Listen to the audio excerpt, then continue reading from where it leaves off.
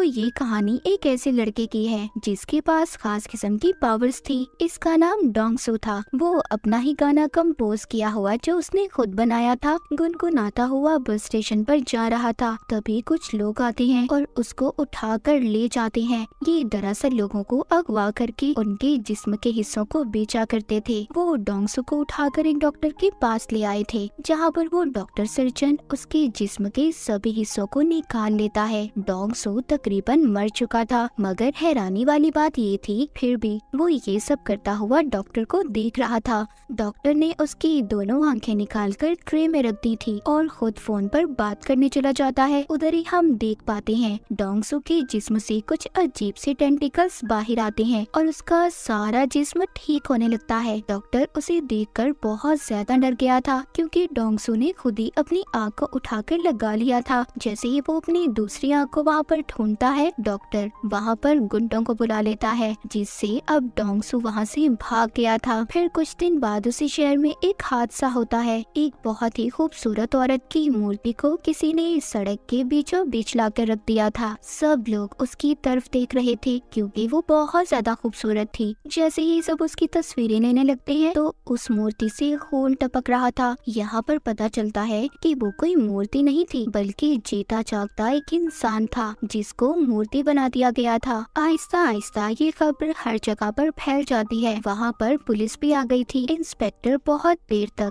उसकी इन्वेस्टिगेशन करवाते हैं, जिसमें उन्हें पता चलता है कि उसमें पी और एल नाम के दो सिंबल्स हैं। वहीं पर हम डोंगसू को देखते हैं, जिसने अब अपनी एक आंख पर पट्टी बांध ली थी और अपनी दुख भरी जिंदगी जी रहा था। एक रात बैठा हुआ जब वो अपने ही बनाए हुए गाने की प्रैक्टिस कर रहा था, तो अचानक से उसकी आंख में दर्द होने लगा था। जो आंख उसकी गायब थी, उसको अचानक से एस्ट्रोलॉजी नजर आती है, जिसमें वो बिल्कुल वही लफ्ज देखता है जो उस मूर्ति के जिस्म पर बना हुआ था। उसको और भी बहुत सारी चीजें नजर आती हैं, जिससे ये पता चलता है कि डोंगसू की आंख किसी दूसरे आदमी के पास है। तभी डोंगसू ये सब देख पा रहा था जो वो आदमी कर रहा था। अगले दिन डोंगसू अपने काम पर जाता है, जो एक कबाड़ खाना था। तभी वहाँ पर कुछ लोग आते हैं जो उसके दोस्त को बहुत मार रहे थे। डोंगसू अपने दोस्त की मदद करने की कोशिश करता है, पर बेचारा खुद ही मार खा लेता है। उन्हीं में से एक आदमी डोंगसू को मारने के लिए चाकू निकालता है, पर डोंगसू उससे लड़ाई करता है और इसी उसमें बेचारे डोंगसू का कान कट जाता है, जो कि जमीन पर गिर गया था। ये देखकर सभी वहाँ से भाग जाते हैं। अब जैसे ही वो वहाँ से जाते हैं, डोंगसू अपना कान उठाकर अपनी अजीब खास किस्म की पावर्स ताकत से अपने कान को जोड़ लेता है। उधर ही वो लोग भी अब डोंगसू को ढूंढ रहे थे जो जिस्म के हिस्से बेचा करते थे। उन्हें पता चल चुका था कि डोंगसू का जिस्म और उसका एक एक हिस्सा बहुत खास है, क्योंकि उसे जितना भी जख्मी कर लो, काट लो, वो खुद ही जुड़कर ठीक हो जाता है। और ऐसे जिस्म की मार्केट में लाखों करोड़ों में कीमत है। लड़ाई खत्म होने के बाद डोंगसू अपने घर जाता है, जहाँ बैठा वो अपने गाने की प्रैक्टिस कर रहा था, मगर उसको गाने की लिरिक्स सही तरह से याद नहीं थी। वो दोबारा से सुनकर प्रैक्टिस करने लगता है। तभी उसको विजन, एक ख्याल आता है। उसको उसी आदमी का ख्याल आ रहा था जिसके पास डोंगसू की दूसरी आँख थी। वो भी बैठा उसी का गाना सुन रहा था। तभी डोंगसू की आँख में दर्द होने लगता है, जिसके बाद डोंगसू ये फैसला करता है कि वहीं पर दोबारा जाएगा जहाँ पर उसे ले जाया गया था और अपनी आँख को ढूंढ लेगा। मगर वो लोग उसको पहचान लेते हैं जो उसके पीछे पड़े थे। वो उसको पकड़ने की कोशिश करते हैं। वो उनसे बचकर भाग रहा था, पर तभी उधर ली नाम की लड़की आकर उसे बचा लेती है। ली कहती है, मैं जानती हूँ तुम डोंगसू ही हो ना। जिसके बाद वो उसकी टांग पर अपना चाकू निकालकर एक कट मारती है और वो देखते ही देखते खुद ही ठीक हो जाता है। डोंगसू ली से बचकर वहाँ से भाग जाता है। इसके बाद डोंगसू के ख्यालों में हमें एक किताब को दिखाया जाता है, जिसमें लोगों को मारकर उनका पुतला बनाने के बारे में सब कुछ लिखा हुआ था, जिससे ये बात तो साफ थी कि डोंगसू की आंख जिस इंसान के पास थी, वो लोगों को मारकर उनका पुतला बनाकर उन्हें शहर में खड़ा कर देता था। फिर हम एक लड़की को देखते हैं जो डोंगसू का गाना सुनते अपने ऑफिस जा रही थी, क्योंकि वो गाना अब काफी ज्यादा वायरल हो चुका था। वो जाकर देखती है तो शहर में एक और पुतला खड़ा था जिसका अभी अभी खून किया गया था। ये सारी बातें अपने दोस्त को बताती है, जिसका नाम मिस्टर जिन था, पर वो आदतों से बिल्कुल भी अच्छा नहीं था, मगर ये लड़की उसको पसंद करती थी। ये लड़की लड़की मिस्टर जिन के सामने डोंगसू का गाना गुनगुनाती है। तभी उसकी आंखों में दर्द होने लगता है और उधर डोंगसू की आंखों में भी दर्द हो रहा था। अब ये बात तो यहीं पर क्लियर हो जाती है कि डोंगसू की दूसरी आंख जिस इंसान के पास थी वो मिस्टर जिन था और वही था जो शहर में सभी लोगों का कत्ल कर रहा था। और यहाँ पर ये भी पता चलता है कि डोंगसू की दोनों आंखें उसके गाने को पहचानती थी, इसलिए जब भी वो बजता था उसकी आंखें आपस में जुड़ने की कोशिश करती थी, तभी उसे दर्द होता था। एक दिन वो अपने ख्यालों में एक लफ्ज लिखा हुआ देखता है जो कॉप्स आर्ट था। वो जब उसको इंटरनेट पर सर्च करता है तो उसे पता चल गया था कि शहर में जितने भी कत्ल हो रहे हैं वो कातिल उनको मारकर स्टैचू मूर्ति में बदल देता है और वो कोई और नहीं बल्कि मिस्टर जिन है। अब इस बात को पता करने अगले दिन उस लड़की के पास जाता है जो मिस्टर जिन की दोस्त थी। कि उसको देखकर पहचान लेता है क्योंकि इस लड़के को इसने अपने ख्याल में देखा था। ये उसे पूछता है कि कल तुम जिस आदमी के साथ थी वो कौन था। वो लड़की इसको कुछ भी नहीं बताती और डर कर चली जाती है। उसे ऐसा लग रहा था कि ये उसको छेड़ रहा है। अब डोंगसू किसी बात के बारे में भी नहीं जानता था। उसको तो ये भी नहीं पता था कि कातिल दिखता कैसा है। डोंगसू अब एक एस्ट्रोलॉजर के पास जाता है और उसको उन सिंबल्स जो उसने देखे थे और उन तारीखों के बारे में बताता है जब खून हुए थे। एस्ट्रोलॉजर उसको बताती है कि सब आपस में जुड़ी हुई चीजें हैं, इन सब को मिलाकर कल की तारीख भी मिलती जुलती है। मतलब डोंगसू ये बात तो समझ गया था कि कल भी खून होने वाला है, पर कब कहा ये बात वो नहीं जानता था। उधर ही वो लड़की जो मिस्टर जिन को पसंद करती थी उसकी दोस्त भी थी। वो उसके घर जाकर यहाँ वहाँ घूमने लगती है जिससे उसे वो किताब मिल जाती है जिसमें मरे हुए लोगों को पुतला कैसे बनाना है सब लिखा था। उसको भी ये बात पता चल चुकी थी कि जितने भी कत्ल हुए हैं उन सब के पीछे मिस्टर जिन का हाथ है। अगले ही दिन दोबारा से शहर में पुतला खड़ा था। जब सब उसको देखने चाहते हैं उधर वो लोग भी थे जो डोंगसू के पीछे पड़े हुए थे। वो उसको देख लेते हैं और पकड़ने की कोशिश करते हैं, उसको मारने वाले थे। तभी उधर लिया जाती है जिसने एक बार फिर से डोंगसू को बचा लिया था। वो डोंगसू को बताती है कि मैं एक नॉवेलिस्ट हूँ जो कि कनेक्ट नाम के नॉवल को लिख रही हूँ जिसमें सुपर ह्यूमंस ताकतवर लोगों के बारे में बताया जाता है कि कैसे उनके जिस्म के हिस्से अलग करके भी वो आपस में जुड़ जाते हैं। अब खैर ली ने डोंगसू की जान बचाई थी। वो उसको थैंक्स बोलता है, उसका नंबर लेता है जिसके बाद डोंगसू वहाँ से चला गया था। दूसरी तरफ हम मिस्टर जिन की दोस्त को देखते हैं जो काफी परेशान थी क्योंकि उसको मिस्टर जिन की सच्चाई के बारे में पता चल चुका था और उसको अपने साथ छत पर ले जाता है। मिस्टर जिन की दोस्त कहती है मैं सब जानती हूँ, तुमने किस किस को मारा है और उन सभी पुतलों के बारे में भी। जब ये बातें वो बता रही थी तभी वो आदमी आकर चुपचाप इनकी बातें सुन लेता है जिसको पहले ये सब बता रही थी। उसका फोन बज जाता है जिससे मिस्टर जिन उसको देख लेता है, उसको पकड़कर बहुत ही बेरहमी से मारता है और फिर उसे नीचे गिरा देता है। मिस्टर जिन की दोस्त भी ये सब देखकर बेहोश हो गई थी।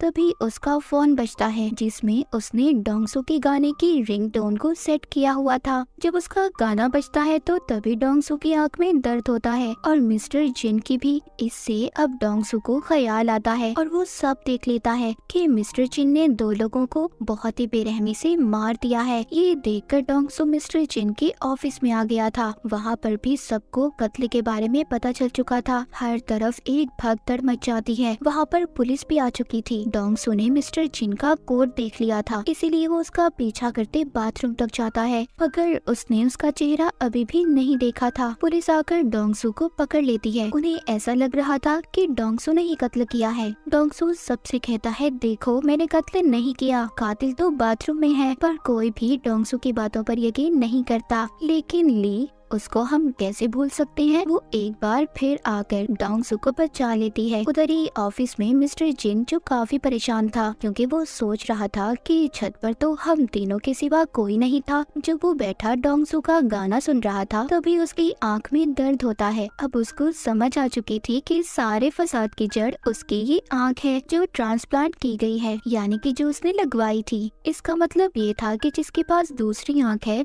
वो सब देख सकता है जो मिस्टर जिन कर रहा था। एक दिन डोंगसू ली को अपने घर लेकर जाता है और उसे सब कुछ बताता है। वो शुरू अपने बचपन से करता है कि कैसे वो एक दफा पेड़ से गिर गया था, उसकी टांग टूट गई थी मगर वो खुद ब खुद ठीक हो गई, जिस वजह से मेरे सभी दोस्त मुझे मॉन्स्टर बुलाने लगे और मेरे घर वालों ने भी मेरा साथ छोड़ दिया। उस रात के बारे में भी बताता है जब इसको अगवा करके कुछ लोग ले गए थे और उन्होंने उसकी आँख को निकाल लिया जो मिस्टर जिन के पास है, और वही है जो शहर में सबको मार रहा है। बस मैं उसको पकड़वाना चाहता हूँ पर मैं उसके बारे में कुछ भी नहीं जानता। ली सब बातें सुनकर हैरान हो गई थी। वो कहती है तुम परेशान मत हो, मैं तुम्हारा साथ दूंगी, और उसको एक चश्मा भी लगाती है। कहती है इससे तुम्हारा कोई मजाक नहीं बनाएगा और ना ही लोग तुम्हें पहचान पाएंगे। जब वो मार्केट में कुछ लेने जाते हैं तो उधर डोंगसू के पोस्टर लगे हुए थे। पुलिस उसको ढूंढ रही थी लेकिन अचानक से उसकी आंख में दर्द होने लगता है। वो देखता है कि मिस्टर जिन उसकी तस्वीर बनाकर उसे कह रहा था कि मेरे मामले से दूर रहो नहीं तो बेमौत मारे जाओगे, क्योंकि वो जान चुका था कि जिस आदमी की आंख उसे लगाई गई है वो कोई और नहीं बल्कि डोंगसू है, और उसे साथ ही होने वाले अगले कत्ल के बारे में भी पता चल जाता है। रात को जब डोंगसू मिस्टर जिन को ढूंढने निकलता है तो उसको एक आदमी मिलता है जो उसका गाना गा रहा था। ये सुनकर उसकी आंख में दर्द होने लगता है। अगले ही पल उसको मिस्टर जिन नजर आता है। जैसे ही ये उसको पकड़ने के लिए उसका पीछा करता है वहाँ पर पुलिस आ चुकी थी जो डोंगसू को पकड़ लेती है। अब डोंगसू बेचारा बहुत ही बुरी तरह फंस चुका था। अब ना तो वो बता सकता था कि उसको ख्याल आते हैं और सारे कत्ल के पीछे मिस्टर जिन का हाथ है। उसको जेल में बहुत मारा जाता है। डोंगसू कहता है मैं खूनी नहीं हूँ बल्कि मैं खूनी को जानता हूँ। इंस्पेक्टर ये सुनकर उसको छत पर ले जाता है जहाँ पर डोंगसू को सब बता देता है कि उसकी आंख मिस्टर जिन नाम के आदमी के पास है और वही सबका कातिल है। वो इंस्पेक्टर को अपना एक हाथ तोड़कर दिखाता है जो फिर खुद ही जुड़ गया था। इंस्पेक्टर ये सब देखकर हैरान था। डोंगसू जो मिस्टर जिन को पकड़ना चाहता था वो छत से कूद जाता है क्योंकि वो जानता था कि अगर उसे चोट भी आई या उसकी हड्डी भी टूटी तो वो कुछ देर बाद खुद ही ठीक हो जाएगी। उधर दूसरी तरफ मिस्टर जिन डॉक्टर सर्जन के पास जाता है जिसने इसे डोंगसू की आंख लगाई थी। यहाँ पर हमें कुछ पहले का सीन दिखाया जाता है जब मिस्टर जिन डॉक्टर के पास आया था और उससे कहा था कि उसे आंख की जरूरत है, इसीलिए डॉक्टर ने एक तजुर्बे की खातिर डोंगसू की आंख उसको लगा दी। और फिर मिस्टर जिन को जब ये पता चलता है तो वो अब डॉक्टर को भी मार देता है। जब वो लोग चेक करने आते हैं जो डोंगसू को पकड़ने के चक्कर में थे तो वो जब डॉक्टर को मरा हुआ देखते हैं उन्हें सब पता चल जाता है कि मिस्टर जिन ने डॉक्टर को मारा है। ली और डोंगसू दोनों डॉक्टर को ढूंढने की तलाश में थे। ली एक आदमी को देखती है जो उन्हीं लोगों ने डोंगसू के पीछे लगाया था जो जिस्म के हिस्से बेचा करते थे। ली उसको पकड़ लेती है और उसे मार देती है। उधर दूसरी तरफ डोंगसू बहुत खुश था क्योंकि उसका बनाया हुआ गाना उसका फेवरेट सिंगर लॉन्च करने वाला था। तभी मिस्टर जिन अपने फोन पर नंबर डायल करता है। डोंगसू भी उसे देख पा रहा था। यहाँ पर पहली बार दोनों की बात होती है। डोंगसू से पूछता है कि तुम लोगों को क्यों मार रहे हो। वो उसको बताता है कि मुझे कैंसर है और अगर इस बीमारी की वजह से मैं जिंदा नहीं रह सकता तो कोई भी इंसान जिंदा नहीं रहेगा, और तुम आगे आगे देखो मैं लोगों को कैसे मौत देता हूँ। वहीं पर अब ली के मारे हुए आदमी की लाश भी पुलिस को मिल गई थी और साथ ही साथ मिस्टर जिन के खिलाफ सबूत भी। जब ली डोंगसू से मिलती है तो वो अपनी गर्दन पर कट मारती है जो देखते ही देखते खुद ही ठीक हो गया था। यानी कि इसका मतलब ये था कि ली भी कनेक्ट थी। वो कहती है शायद हम जैसे और भी लोग होंगे। दूसरी तरफ मिस्टर जिन डोंगसू जैसा बनकर उसी सिंगर के पास चला जाता है जिसने डोंगसू को बुलाया था। उस सिंगर को वो मार कर अगवा कर लेता है और साथ ही डोंगसू को धमकी देता है कि अगर रात तक वो उसके पास नहीं आया तो वो सिंगर को मार देगा। पर वो लोग डोंगसू को पकड़ लेते हैं जो उसके पीछे पड़े थे, जो ऑर्गन्स यानी कि जिस्म के हिस्सों को बेचा करते थे। ली उसे कहती है तुम जाओ, इन्हें मैं संभाल लूंगी। ली उन गुंडों का का मुकाबला करती है, पर जब एक आदमी उसके चेहरे पर कट मारता है जो खुद ही ठीक होने लगता है। ये देखकर वो लोग बहुत खुश हो गए थे कि पहले तो सिर्फ वो डोंगसू ही था, पर अब ये लड़के भी जिन्हें बेचकर ये बहुत सारे पैसे कमा सकते थे। लेकिन देखते ही देखते ली उन पर भारी पड़ रही थी और वहाँ से भाग जाती है। उधर पुलिस को भी मिस्टर जिन के खिलाफ सारे सबूत मिल चुके थे। उनको पता चल चुका था कि मिस्टर जिन डोंगसू बनकर घूम रहा है। डोंगसू भी उस जगह पर पहुंच गया था जहां पर मिस्टर जिन ने उसे बुलाया था। वो ये बात भी जानता था कि मिस्टर जिन को लड़ना नहीं आता, वो तो सिर्फ लोगों के डर का फायदा उठाकर उन्हें मारता है। तभी मिस्टर जिन आकर उधर गैस छोड़ देता है, जिससे डोंगसू बेहोश हो गया था। वो उसको उठाकर अपने साथ ले जाता है। उधर ली भी एक मॉन्स्टर के पास गई थी और उसे कहती है कि तुम्हारे जागने का वक्त आ चुका है, जो कि डोंगसू और ली की तरह ही था। ये उसको अपने साथ ले जाती है। यहाँ मिस्टर जिन डोंगसू को उस जगह पर ले आया था जहाँ पर उसने सिंगर को रखा हुआ था और डॉक्टर की बॉडी भी टंगी हुई थी जिसको उसने मार दिया था और बहुत जल्दी पुतला बनाने वाला था। सिंगर की ऐसी हालत देखकर डोंगसू उससे माफी मांगता है। मिस्टर जिन कहता है मुझे कैंसर है, मैं मरने वाला हूँ, इसीलिए मैं डोंगसू की बॉडी का इस्तेमाल करूँगा और अपना दिमाग इसके दिमाग के बदले लगाऊंगा। जहाँ पर जिस्म तो डोंगसू का होगा पर दिमाग मेरा। वो डोंगसू की उंगली काट कर भी सिंगर को दिखाता है। अभी इन दोनों को फ्रीजर में बंद कर देता है, जिस वजह से सिंगर तो मर गया था। इस बात पर डोंगसू को बहुत गुस्सा आता है। वो अब आजाद हो चुका था और बाहर आकर मिस्टर जिन को बहुत मारता है। उधर ही ली भी उस मॉन्स्टर को लेकर आ गई थी। मिस्टर जिन जब उस पर हमला करता है उसे भी पता चल चुका था कि ली भी कनेक्ट है। तभी उधर डोंगसू आकर मिस्टर जिन को बहुत मारता है। यहाँ पर मिस्टर जिन डोंगसू पर लगातार गोलियां चला रहा था, पर वो तो ठीक होता जा रहा था। डोंगसू ने मिस्टर जिन से अपनी आँख को भी छीन लिया था और उसे मारने वाला था। तभी उधर पुलिस इंस्पेक्टर आ जाते हैं जो डोंगसू को मारने से मना करते हैं। इंस्पेक्टर उससे वादा करते हैं कि मैं तुम्हारा सारा रिकॉर्ड मिटा दूंगा, अपनी जिंदगी की नई शुरुआत करनी चाहिए। अब ली और डोंगसू को ये लग रहा था कि सब कुछ ठीक हो गया है, वो जाने वाले थे। तभी ये देखते हैं वहाँ पर बहुत सारे मिलिट्री के हेलीकॉप्टर आ जाते हैं। अब उन्हें भी कनेक्ट के बारे में पता चल चुका था, जहाँ पर वो इन दोनों को पकड़ लेते हैं। अब आगे की कहानी क्या होगी, मिलिट्री वाले इनके साथ क्या करेंगे, ये तो हमें सीजन 2 में ही पता चलेगा। तो सीजन 1 की कहानी यहीं पर खत्म हो जाती है।